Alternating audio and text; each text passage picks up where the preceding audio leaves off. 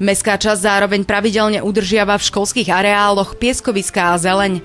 Nemalé úsilie i finančné prostriedky vynaložila v uplynulých rokoch aj na revitalizáciu a rekonštrukciu detských ihrísk. Nové hojdačky, bezpečnostný povrch či opravené asfaltové plochy dostali detské ihriská na Kubačovej, Kadnárovej, Hubenného, Gelnickej, Cígeľskej či na Hagarovej ulici, ako aj detské ihrisko na Pasekách na Rendezi.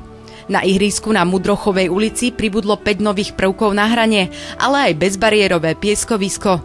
Nové prvky na hranie a športové aktivity pribudli aj na zrekonštruovanom detskom ihrisku na Plickovej ulici. V septembri tohto roku otvorí Rača prvé ihrisko svojho druhu s názvom Street Workout. Náklady na nové ihrisko pre nadšencov exteriérového športu nepresiahnu 9 900 eur. Verím, že sa nám to v priebehu tohto mesiaca podarí zrealizovať a dať do užívania, že areál na Tbiliskej, kde už je krásne zrekonštruovaná škola.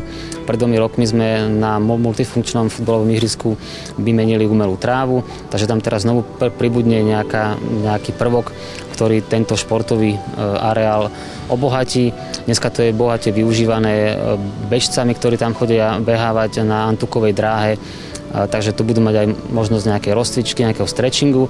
A samozrejme, my by sme radi v tom pokračovali, takže pripravujeme a dúfame už nad ďalším plánom, aby sme ten Antukový oval vedeli nahradiť nejakým tartanovým povrchom, takže verím, že aj v tomto prípade budeme úspešní a že nejaké financie sa nám na to podarí zohnať. V spolupráci s magistrátom, mestskou časťou Nové Mesto a mestskými lesmi slávnostne otvorila mestská časť Rača aj detské multifunkčné ihrisko v areáli pod horárňou Krastňany.